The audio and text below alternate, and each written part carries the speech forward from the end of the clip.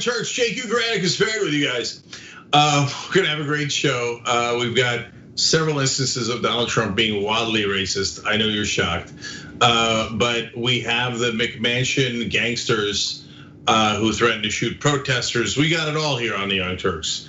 And we have an amazing story in the post game that I already forgot which one it is, but I'll tease it later for you guys when I remember. But I do remember it's amazing. Anyways, so speaking of teasing things that are coming up, we're gonna channel on Twitch now. It's gangbusters. Tommy Chong last week on Between Me and Uygur had the most amazing stories. The most amazing. Okay, now this week we start right out of the gate. Tonight, Common Room, John, Brett, JR, Emma Vigeland, okay?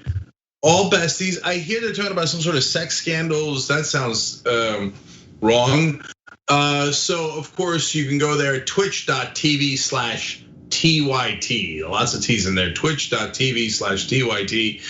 Check that out tonight at 10 o'clock Eastern, 10 o'clock Eastern. Best time for a saucy show. And then speaking of saucy shows, tomorrow, we got a lot of things for you guys. Normally members get old school, all of old school in the post game exclusively. TYT.com/join to become a member. Hello, the join button's right down below if you're on YouTube. There's also one on Facebook. Anyways, but tomorrow it's all free because it's leading up to the Tuesday special that we've got. So Romanoff versus Hickenlooper, giant battle royale, Senate seat in Colorado. Hickenlooper had a 51-point lead. It has evaporated. Here comes Romanoff. If Romanoff wins that election, it's even bigger than Bowman. It would be an unreal earthquake. And there isn't any seat that a progressive couldn't win. So check that out. That's tomorrow night. And by the way, if you're in Colorado, for God's sake, vote. There's a couple other elections too, but Romanoff versus Hickenlooper's the title match there, and it's me, Emma Vigeland, and Benjamin Dixon. But the show starts at 5:30 p.m. We got some great guests for you guys, including Liz Winstead, the creator of The Daily Show, and it goes all the way through that coverage. So extravaganza tomorrow night. All right, extravaganza right now. Casper, go. All right. Well, we start off with some foreign policy news that's definitely putting a damper on Trump's day, but I think that we should exercise some skepticism with this story. So let me give you the details. US intelligence is alleging that Russia implemented a ploy to essentially pay bounties to members of the Taliban in Afghanistan to kill American troops. Now, they believe, the intelligence community, that at least one US troop has died as a result of this plot. And I do want to note that there are two different intelligence agencies who have some conflicting reports on what they're alleging. And the NSC spokesman, John Uliet, notes that, quote, the veracity of the underlying allegations continue to be evaluated. I just think it's important for everyone to know where we stand today and what we know based on the reporting, which again is based on what the CIA is sharing with the media.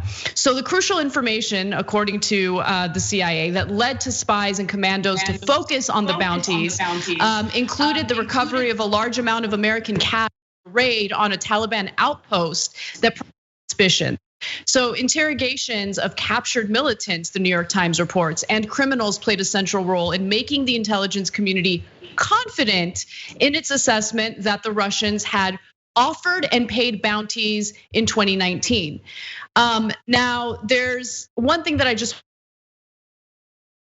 Taliban sees the US presence in Afghanistan an occupation, as an occupying force.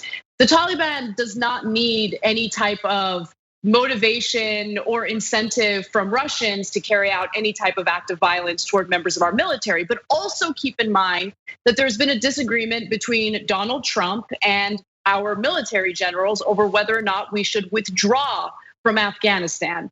Now, military generals, the Pentagon, for the most part, would like to remain in Afghanistan. But Donald Trump has been negotiating with the Taliban in order to create a situation in which US troops can be withdrawn. So I just think any type of information or any type of CIA intel that makes it appear as though we need to remain in Afghanistan and that Russia is a threat and our presence there is incredibly important. again, should be met with some skepticism. So I have more details on this story, but Cenk, I wanted to give you an opportunity to jump in. Yeah. So my summation of this story is I don't believe anyone on either side. So historically, the Pentagon has drummed up so-called evidence that surprisingly always leans towards staying somewhere longer or getting into a new conflict.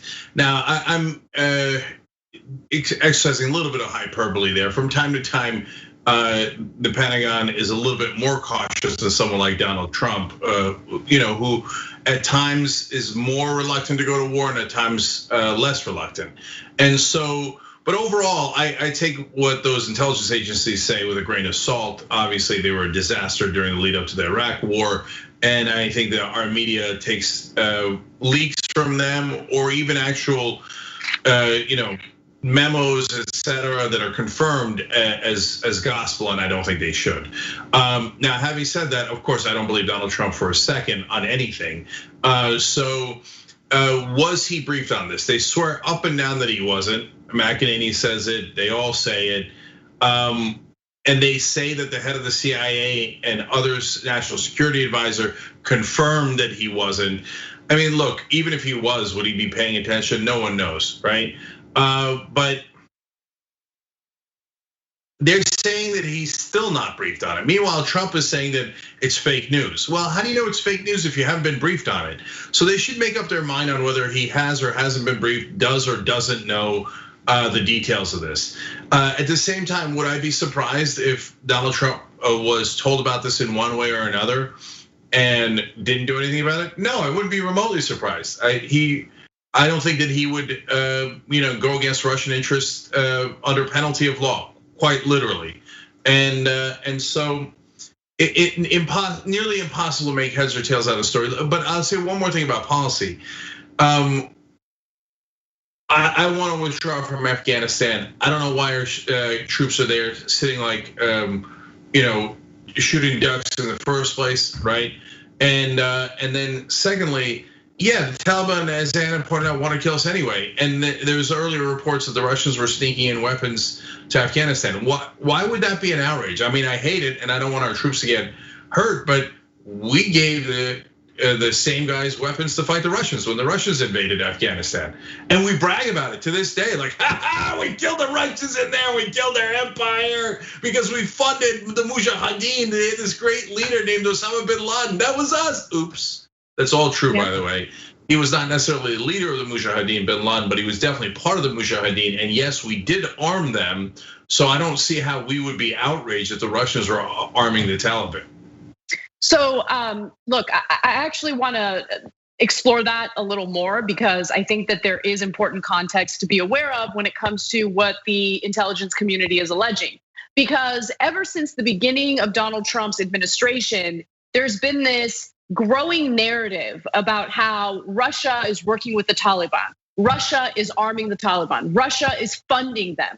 And so I'm curious, what was the reaction from some of Trump's, officials when these accusations were being made? And there's this really great BBC article. It was written in 2018, but it has some context that I think people should be aware of. So testifying at a Senate hearing, BBC writes, in May of 2017, US Defense Intelligence Agency Director, Lieutenant General Vincent Stewart said, quote, "I have not seen real physical evidence of weapons or money being transferred." US Defense Secretary at the time, obviously, James Mattis. I mean, we're talking about a guy who has never seen a war that he doesn't want to engage in, right? That's why they named him Mad Dog Mattis. He told the House Armed Services Committee in October of 2017 that he wanted to see more evidence about the level of Russian support for the Taliban, adding that, quote, what he had seen, quote, unquote, doesn't make sense. And then finally, NATO Secretary General Stoltenberg was also on the record in July of 2017 saying we haven't seen any proof, any confirmed information about that kind of support. So I know that that's testimony from 2017, but I bring that up because these accusations were starting to grow within the intelligence community as early as 2017. And you have these individuals some of whom are very hawkish, saying, we haven't really seen evidence of that. I'd like to actually see the evidence before we make this accusation. And Anna, I want to add one thing here: the selective outrage that we have in both in politics and the media. So, and let me just clarify the most obvious thing in the world a second time. I would hate it if the Russians or the Taliban or a combination thereof had bounties to kill our soldiers. They shouldn't even be there and be in that position. Okay, now, having said that, the Saudis, high-ranking folks within the Saudi ruling class, clearly funded, and we know for a fact, confirmed from the Pentagon, clearly funded the Sunni insurgency in Iraq during the height of our troubles there. And so that got hundreds of our troops killed, maybe thousands. And nobody ever said a peep about the Saudis. And all these people in the media that are like outraged now about Russia killing possibly, maybe a couple of US troops. 8 have died in Afghanistan so far this year. At most it looks like the claim is that maybe 1 was because of the Russians, if any of it is true, right? But meanwhile, hundreds slaughtered by the Saudis. The media never said anything under Exactly. Bush, under any of these presidents. So we do have to be careful with the news, because there is a ton of agenda-driven news, and they're very selective in what they push forward and what the narratives are. Well, I think we should be a little concerned about some of the professional stenographers who basically pose around as journalists, right? Having people from the intelligence community come to you with these accusations or with this so-called intel without doing a full investigation as a journalist before publishing it, I think is a problem. This is the kind of stuff that got us into the preemptive war in Iraq, right? So that's why I'm kind of asking people to pause for a second and consider whether your disdain for Trump, and believe me, I have great disdain for Trump, is blinding you to the fact that we're seeing liberals agree with like the Liz Cheneys of the world and the Mitch McConnells of the world. And by the way, a lot of this stuff has not been verified. So for instance, there is some disagreement among intelligence agencies, and I want to share that information with you.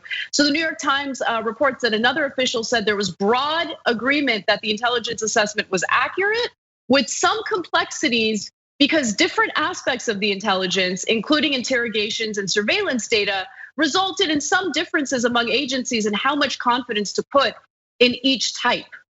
That sounds like a pretty big deal, right? So the way that it's being talked about on cable news as we speak right now is as if this has been verified, it's been confirmed, it's absolute truth.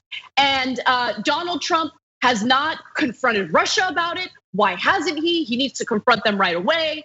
I just saw an interview with Adam Schiff where he basically framed things in a no-win situation for Trump, because if the intelligence community did brief him and he didn't do anything about it, well, he's a bad guy and he should have confronted Russia right away. If the intelligence community did not brief him on it, well, it's because they don't trust that they can come forward to Trump with any type of anti-Russia intel, right? So, and then at the same time, you have the Mitch McConnells, the Lindsey Grahams, these hawkish senators, Republican senators, who are egging Trump on and encouraging him to confront Russia.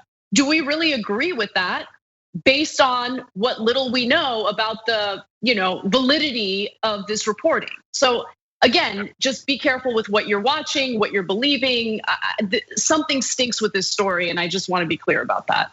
Yeah, and look, funny enough, we're the only ones who actually admit our perspective. We call ourselves homo progressives, but we're the only ones, I think, that are looking at this objectively. Everybody else seems to be driven by one agenda or another.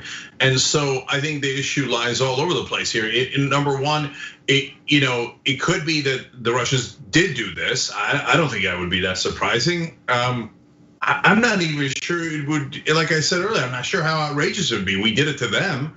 And so I know, like, we're American exceptionalism, so we're allowed to kill people ad nauseum. But if anybody ever does it to us, we feign outrage. But But is it also possible that Trump did get the briefing? Of course it's possible. They're pathological liars. And is it possible that he is covering for the Russians? Definitely possible. And he's covered for them on numerous occasions before. And does it mean that if he's, that the reporting is true and the Russians did put bounties on our troops' heads, that we then need to take action? Well, hold on. What does action mean? If it's proportional, it's sanctions, it's something economic. Okay, I'd hear that out. If it's to say, oh, well now, okay, since the Russians took action, we should take action by bombing them or attacking them. Well, that's mental. I don't agree with that at all, right? So it totally depends on what you mean by action. So this is a very complicated story, and there are liars all around it. Yeah. And one other thing that I found curious about it, and I want to reset for this portion of the story, was just how quickly the Lincoln Project, which again is run by hawkish Republicans, had an ad ready to attack Trump. So let's talk about that real quick. So the Lincoln Project consists of never Trump Republicans, many of whom are very much in favor of engaging in all sorts of wars abroad. Many of them were supportive of the war in Iraq. These are people who are not progressives, they're not even liberals, but they do hate Trump. Now, I bring this up because as soon as the New York Times published an article essentially sharing what the intel community says is evidence that Russia was paying the Taliban a bounty for US troops in Afghanistan, all of a sudden you have this highly produced ad ready to go by the Lincoln Project to attack Donald Trump for failing to do anything about it, failing to confront Russia. I want to show you that ad and then we'll discuss.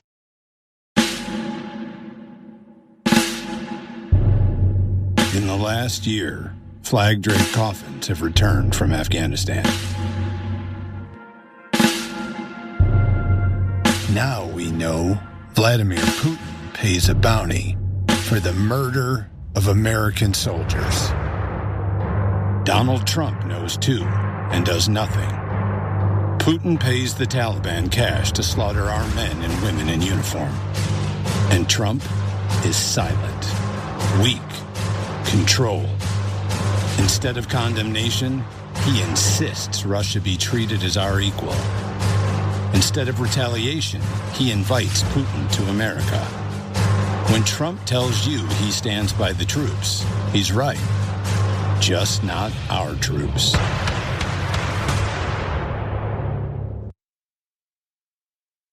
Look, Cenk, I will say it is fascinating to see, just that very pro-conflict messaging and how it seems to be supported by people on the left. I'm not talking about leftists, I'm talking about Democratic voters who absolutely hate Trump. And I get it, I hate Trump, but just automatically latching onto this messaging by right wingers who have a vested interest in conflict abroad. We just need to be careful. That's all I'm saying. And by the way, the Lincoln Project, we've given them credit because they're Republicans and Republicans know how to put together effective ads. They're vicious. And when it comes to Trump, I enjoy the viciousness. But at the same time, you do have to take a step back and realize that just recently, the Lincoln Project was like boasting a picture of Dick Cheney wearing a mask. Like, look at Dick Cheney, what a hero. He's really sticking it to Trump by wearing a mask. And I'm like, oh yeah, Lincoln Project. Don't really like those people, like some of their ads, but don't like the people. Yeah, well, it's possible that here comes the turn. And so beware of neocons bearing gifts. So no, Dick Cheney is not part of the resistance. And if he is, well, then it means nothing at all. Yes, they have vicious ads because they're Republicans and we appreciate that. Wouldn't it be amazing if Democrats did something vicious to Republicans as opposed to progressives? Definitely. Like when they're up against progressives, they'll lie, they'll smear, they'll attack, they'll be absolutely ferocious. Against Republicans, they're like, oh, please, other Republicans help us. We don't know how to do ads, Lincoln Project, please help, right? So now Lincoln Project staffed by some of the worst people in the establishment. Yes, I've enjoyed their ads. I even enjoyed that ad as a form of entertainment. But two things to look out for in that ad. Number one, Putin killed our troops is not confirmed. Trump knew about it is not confirmed. If you had me put down a bet, I would bet that Trump did know about it, but it's not confirmed.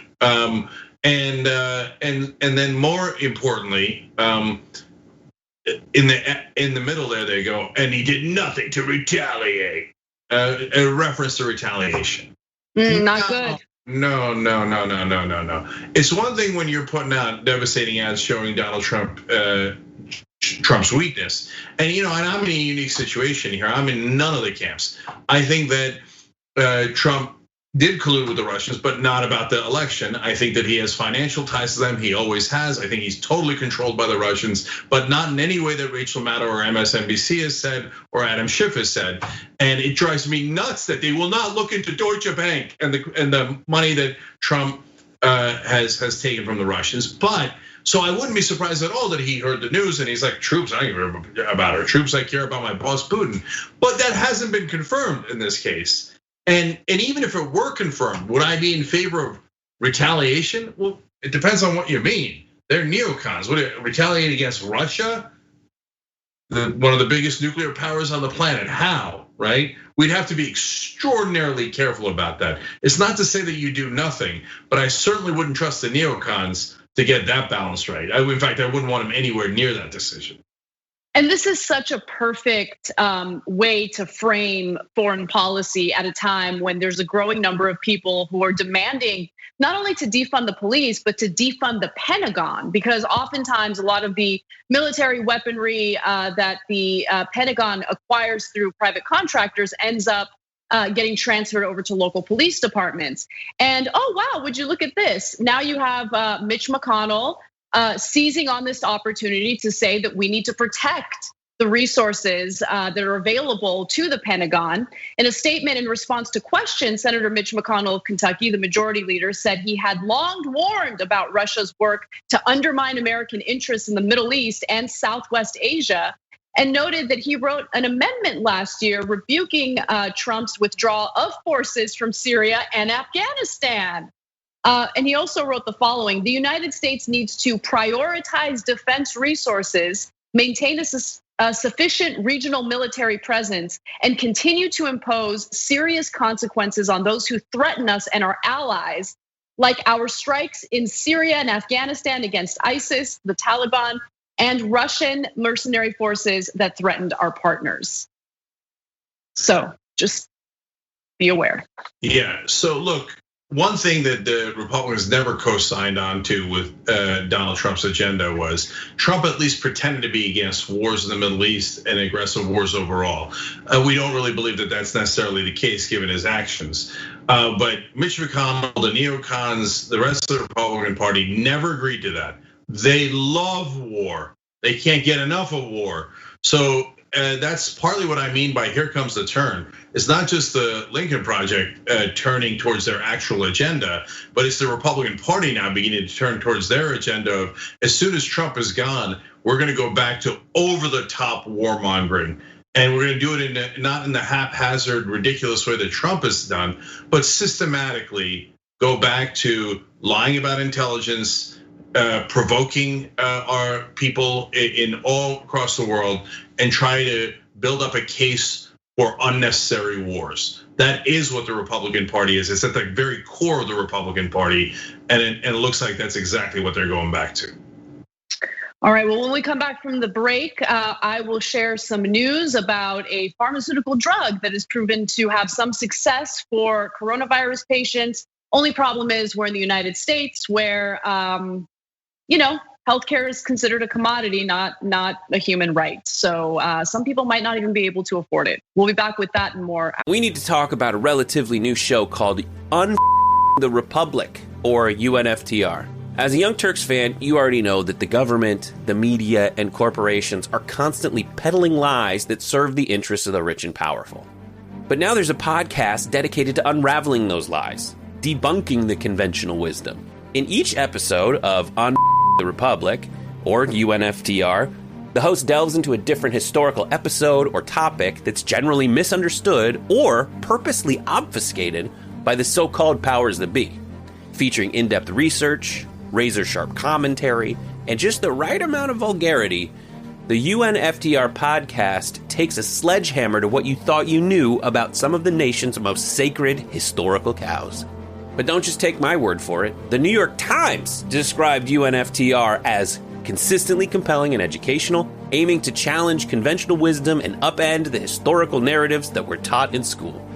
For as the great philosopher Yoda once put it, "You must unlearn what you have learned."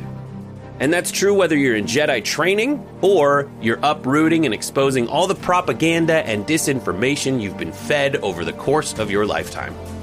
So search for UNFTR in your podcast app today and get ready to get informed, angered, and entertained all at the same time.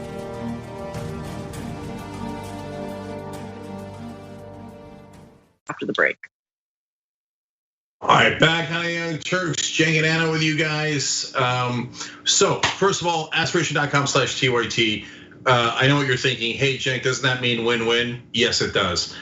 Because in this case, fossil fuel-free deposits, that's a tongue twister. It's not gonna go to any pipelines, oil drilling, anything like that. Any money you put in there, super easy to use, great rates. On top of that, every time you sign up for an account, we plant trees. There's a whole TYT forest. We're gonna make graphics. It's gonna be amazing. But I'm not kidding. Like close to 30,000 trees we've already planted. And when you use their cards, that also plants more trees if you so choose. Aspiration.com/TYT. Before I go to your member comments, which I love. In fact, I'll go to one here and then we'll go to the thermometer. Anna's Margarita Salt writes in, and I saw you the other day when I was doing a YouTube live video too. Thank you. Just got back from my long walk I do on my days off from work. I got in 23,000 steps and decided that when they go over 20,000 steps, they're gonna donate something to TYT. And today it's $127. I love it, thank you so much. Saying, well, because I love TYT and all involved, the crew, the on-camera folks, those behind the scenes, and all my fellow supporters, truth in reporting is sadly lacking in the mainstream. We need TYT, we are TYT, that's 100% right, I love that. Brett, let me see the thermometer. Let's see where we are. We were trying to get to 200,000 for this month, and we were very far from it. And this is the month, and June is almost done. Did we get there? No, it looks like we don't have the thermometer. No, there it is. Oh, I think they're loud. I don't know how you guys do that every month. I really don't. We're gonna miss it one of these months, but $203,600. By the way, it gets carried over to next month. So if it goes to 5,000, 10,000, etc. above, it just gets carried over, makes next month easier. So thank you guys. Let's keep it going if we can at tyt.com/go. And then last couple of comments here. I always say that. Cousin Vinny says, "Damn, Anna, that is an incredibly good point. I hadn't thought of that, and that is why I love TYT. Of course, the CIA wouldn't hesitate to fake evidence to change public opinion regarding troop withdrawal. And of course, as the election gets closer, they're more motivated to set the stage, no matter what happens." And then Mr. Bication writes in, Cenk's white shirt is the elephant in the room. Is it? Is it? Okay. I love this shirt, by the way. Ron Thompson, they were wonderful to me, and that jacket that I love is also from them. You should check them out. They're in LA. But I swear, it's funny you said that, because literally right before the show started, I wrote down Ron Thompson white shirts. I gotta get more of these because I love these. And I only have one because I'm cheap. Okay, Vernon Parker, YouTube super chat, saying it's not letting me purchase the blue TYT sweater hoodie. I don't know what it is and what you're referring to, but I guarantee you, shoptyt.com will let you purchase anything. Okay, shoptyt.com. And then the last one is Ryan L says, I live in Colorado, Romanoff yard signs everywhere. I've never seen someone I want to splash with frack water more than John Flippenflooper. Okay, come on, we gotta beat Frankenlooper tomorrow. We've got to find someone you know in Colorado. And in fact, I thought the same thing. I remember my sister-in-law lives there. Find someone in Colorado, make sure they go out and vote for Romanoff. All right, Anna, go. Okay, well, we have some updates on coronavirus. Americans will be paying 30% more for Gilead Pharmaceuticals coronavirus treatment. also known as remdesivir, even though tens of millions of dollars in US taxpayer money has actually gone toward the research and development of this drug. Now, remdesivir will cost $3,120 for a typical US patient with commercial insurance. So that means that the full treatment will cost that much. Insurance will be billed. And depending on what your deductible is, you will pay that amount out of pocket, right? If you have no deductible, you won't pay out of pocket. If you have a giant deductible, you absolutely will pay out of pocket. And what's worse is if you have no health insurance at all, if you happen to be one of the tens of millions of Americans who was laid off during the pandemic and you lost your health insurance as a result of that, and can't afford to just buy insurance on your own for obvious reasons, well, then you're expected to foot the bill.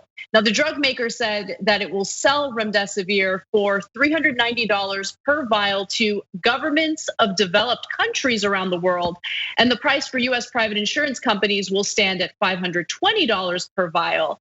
In the US, that means Gilead will charge a lower price for government programs like Medicare, and a higher price for privately insured people.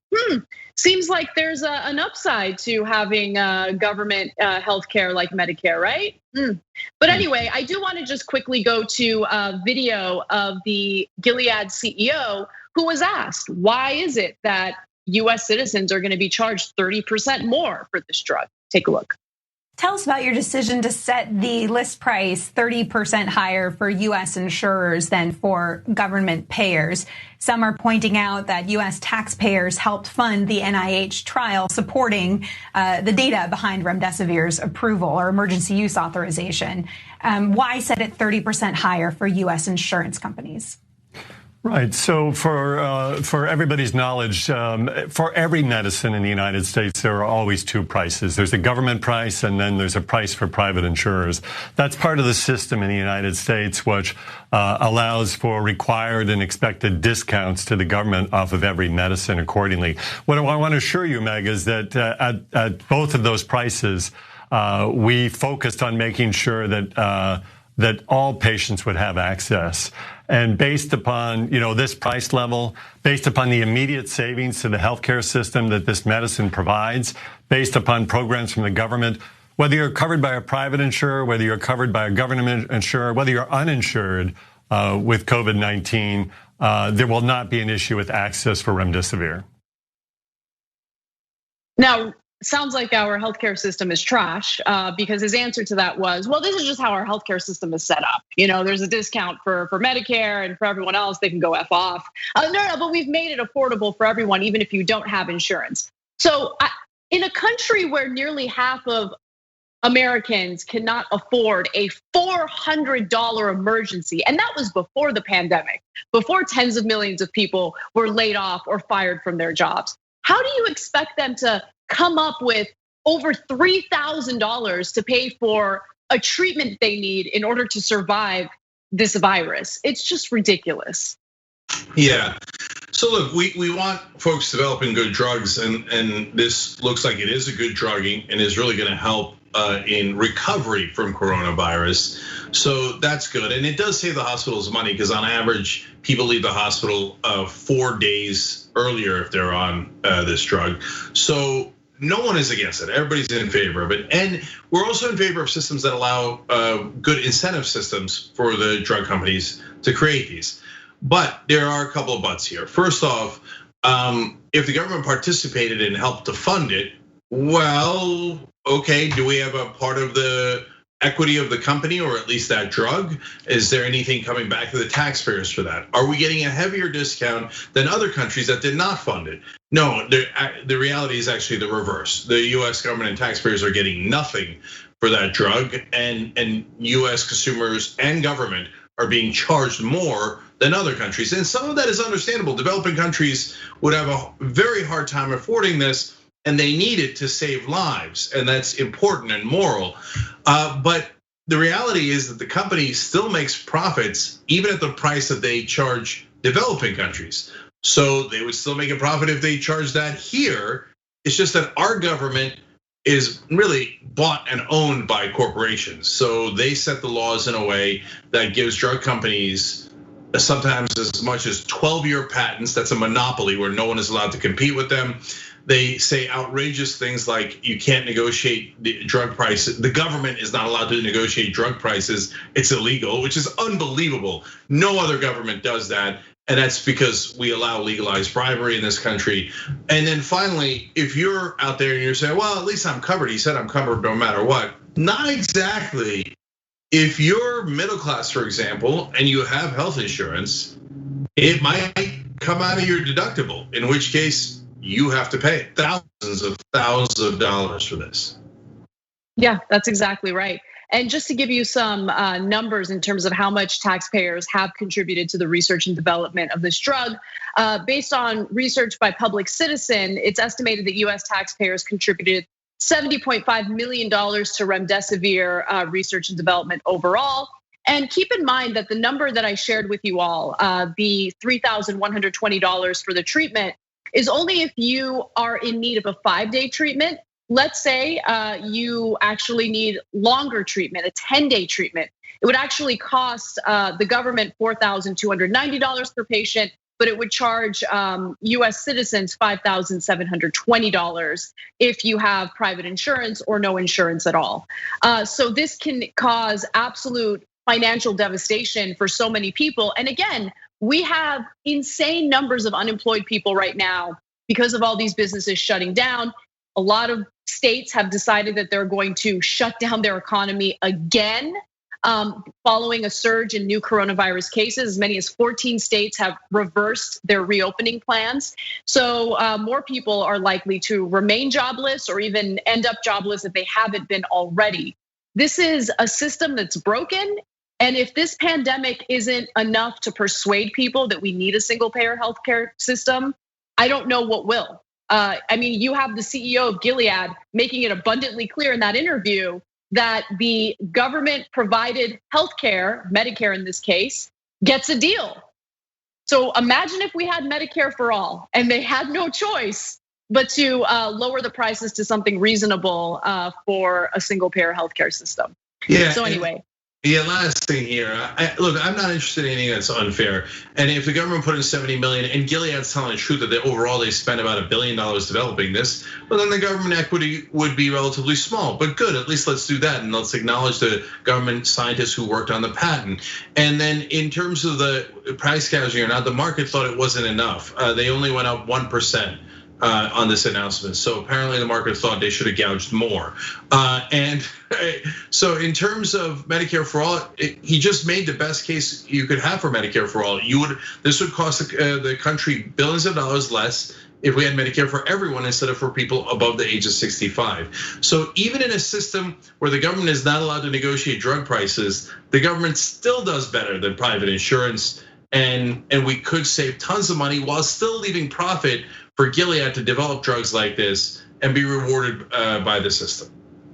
All right, we're gonna take a quick break. When we come back, the gun nuts that everyone's talking about in the news today, they're in St. Louis, brandishing weapons illegally. We'll discuss that and more when we return. At TYT, we frequently talk about all the ways that big tech companies are taking control of our online lives, constantly monitoring us and storing and selling our data. But that doesn't mean we have to let them. It's possible to stay anonymous online and hide your data from the prying eyes of big tech. And one of the best ways is with ExpressVPN. ExpressVPN hides your IP address, making your activity more difficult to trace and sell to advertisers. ExpressVPN also encrypts 100% of your network data to protect you from eavesdroppers and cyber criminals. And it's also easy to install. A single mouse click protects all your devices. But listen, guys, this is important. ExpressVPN is rated #1 by CNET and Wired magazine. So take back control of your life online and secure your data with a top VPN solution available, ExpressVPN. And if you go to expressvpn.com/TYT, you can get 3 extra months for free with this exclusive link just for TYT fans. That's expressvpn.com/TYT.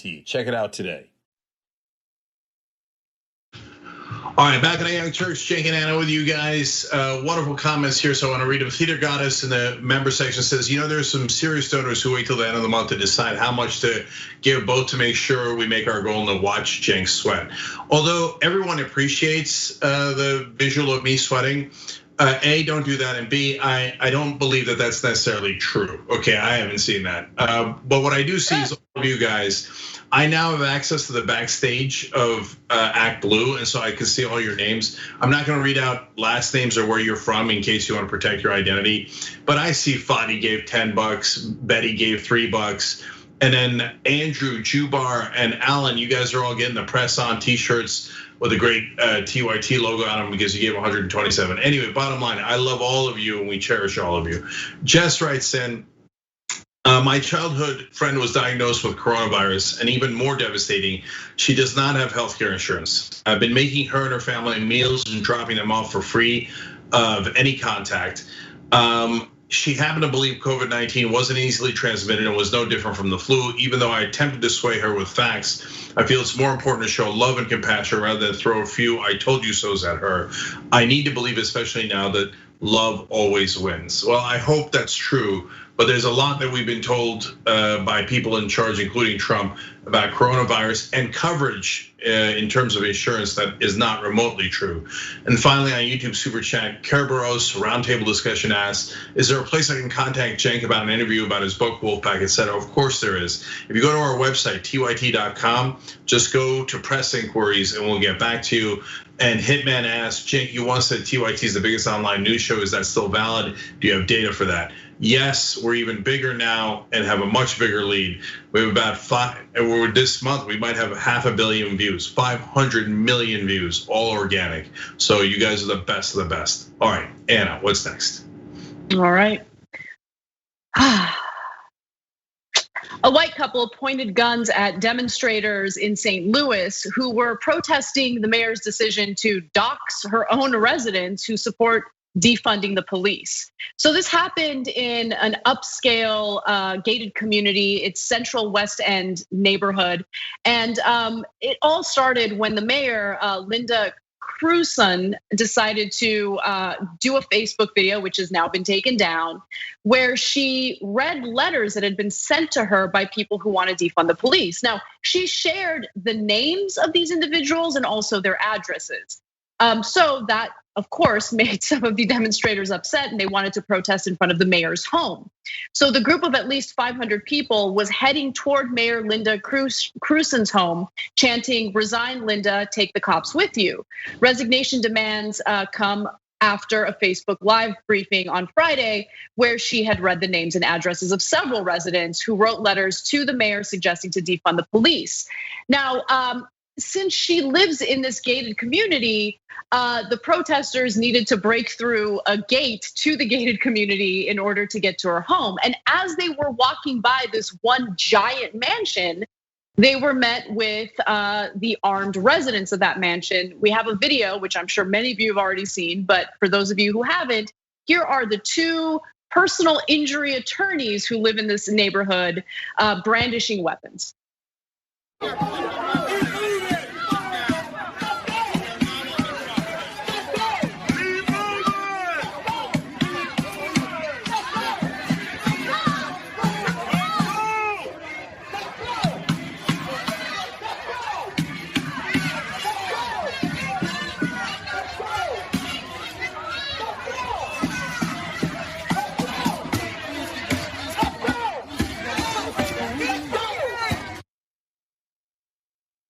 So Cenk, it's important to note that the protesters weren't there for them. They were there for the mayor. And as you can see, they just wanted to walk by as quickly as possible because of the fact that they were carrying those weapons. Now, I've seen some people on the right argue that the couple has the right to defend themselves and defend their property. But based on how Missouri law is written, even though they live in this gated community, they are not allowed to just brandish their weapons outside of their home like that. That's not considered protected self-defense. They have to be in their home. There needs to be a threat. And as you can see in that video, those protesters did not serve as a threat to them. They served a threat to the protesters. And in various still images of what happened, you can see the woman in that video with her hand on the trigger. And that is terrifying because someone could have really gotten hurt there. Yeah, and he has his safety off. So even conservatives were criticizing their gun safety. So although now it's important to note, Donald Trump retweeted this. And I'm pretty sure he didn't retweet it saying, hey, can you believe that these guys are doing this to the protesters and the protesters were perfectly peaceful? No, Trump retweeted that thinking, go get him, Brooks brother Ken and trigger finger Karen. Like I saw this video and picture and thought it was the most absurd thing I have ever seen. This guy with a semi-automatic weapon in his khakis, they're bare feet, they're nuts, they got mustard stains all over the shirt, at least Karen does. And I thought it's just so sad. And Trump looked at it and thought, yeah, go get him. Look, by the way, this is the perfect picture. This is America 2020, right?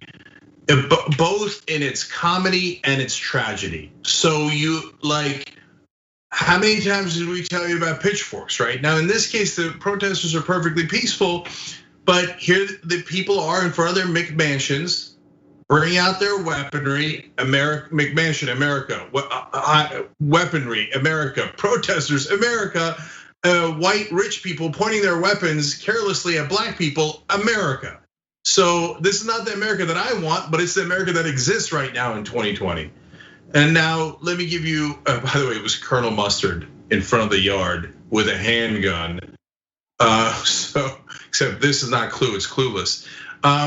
So let me give you context as to where their house was, how did folks get in, what does it mean that it's private property? So yes, yes, it is a gated community. Yes, it is private. Yes, even the streets are private there.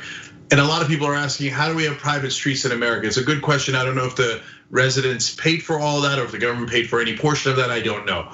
The gate was busted. No one knows how it was busted, but it is a logical assumption that at least the gate was a casualty as the protesters walked in to go to the mayor's house, not their house, right? Okay, and I did see the McMansion is the first house. I'm sorry, I keep calling it a McMansion. It's apparently a Renaissance palazzo style home, I do declare, okay? And they even have one of those knights in armor that in the old days, when people stormed mansions like this, the residents would literally hide in the armor, okay? So they could have chosen to do that. They even had it available for them. It's like a safe room of body armor, right? But they didn't do that. They grabbed their weapons and ran out. So they, of course, were like out of a movie. They're like, oh, we could have been killed, throats cut. And we're sure we saw weapons. There were no weapons. No weapons at all. No one's ever reported any weapons, by the protesters at least. And so their house is up first, so I can see why they would have been a little bit more alarmed. But don't bring out heavy weaponry when you don't see any weaponry, and they weren't coming for you, and they didn't say anything about you. They were going to do you know that the mayor lives down the street? Obviously the protesters are going to the mayor's house, which they went to and protested peacefully there as well. But the last thing, guys, is this whole going to each other's houses, it's gonna end very, very poorly, whether you're right wing or left wing. So I kind of hate it, to be honest. And so I wish we wouldn't go to anybody's house anymore. It's a disaster waiting to happen, especially in America. Yeah, well, fish rots from the head down, and anyone in any type of leadership position shouldn't be doxing private citizens who they disagree with, which is exactly what the mayor did in this case. By the way, I want to give you the take from Matt Gaetz, a Republican lawmaker who has totally spun this in, honestly, it's complete comedy. He says, in Joe Biden's America, your job is illegal. You are locked in your home. Borders don't exist. MS-13 lives next door, and the police aren't coming when the mob arrives. This is all of us. And then he posts the picture of the couple pointing their weapons at demonstrators. Cool. Yeah. Okay. Look, this is Republican 101, fear mongering of rich white people. Oh my God, the blacks are coming. The blacks are coming. And so it's the least surprising thing in the world that Matt Gaetz said that. He then went on to say, I also have pets of different colors. I do. I mean, they're not in my house. But they're friends slash helpers slash assistants slash local pets, but still. Anyways, now back to this case, Missouri. This is what the St. Louis mayor did in doxing the protesters in the first place. You have to know the context of it. It's really important, and it's actually unreal outrageous. After Ferguson, 6 different protesters that were clearly visible in the protests, including one that was throwing a tear gas canister back at the cops, have been killed, have been found dead. Some of them in violent and mysterious ways. This is the Washington Post. This is no joke. This is absolutely real. And there's been death threats to almost all the prominent protesters. One of the leading organizers was a reverend. They put a snake in his car. Another leading organizer is Cori Bush, who's actually a Justice Democrat in an election right now. They shot a bullet through her window, almost hit her 13-year-old daughter, and have threatened her life repeatedly. So we don't know who they are, but there is some sort of insane. There appears to be. We're not sure. So the 2 of the protesters were shot in the head and then burned, and then their bodies burned in their car. So this is very mysterious, very crazy, okay? And it's definitely happening in St. Louis. We don't know who or if anyone is doing it. But in that context, for the St. Louis mayor with potential right-wing vigilante murderers out there to dox the protesters, the black protesters, is beyond insane. She should resign immediately. I don't want people going to her house, but I also don't want her sending implicitly vigilantes to protesters' house, especially in that city. No, that's one of the most outrageous things I've ever seen. Obviously, there's something very wrong in St. Louis. So, Cenk, let's talk a little bit about what we're going to be discussing in the postgame today. There is a pretty awesome story about growing pressure for Trump to drop out if he doesn't improve his polling.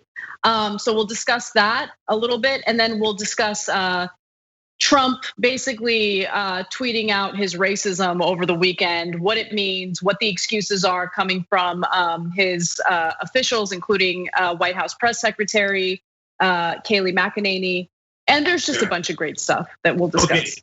So I just want to, as quickly as I can, go through all the things because the post game is going to be massive today. That story about Trump possibly dropping out is real. Whether he's actually going to do it is a different story. I want to show you the white power video to show you how clear it was that Trump saw it. So that's all in the post game, tyt.com/join. If you're watching live on YouTube, you just hit that join button. At the $4.99 level, you get our post games. So make sure you check out the post game today. And then tonight on Twitch, Common Room, so that's twitch.tv/TYT. We have so much more programming for you guys. We'll see you there. Thanks for listening to the full episode of the Young Turks. Support our work, listen ad-free, access members-only bonus content, and more by subscribing to Apple Podcasts at apple.co/TYT. I'm your host, Cenk Uygur, and I'll see you soon.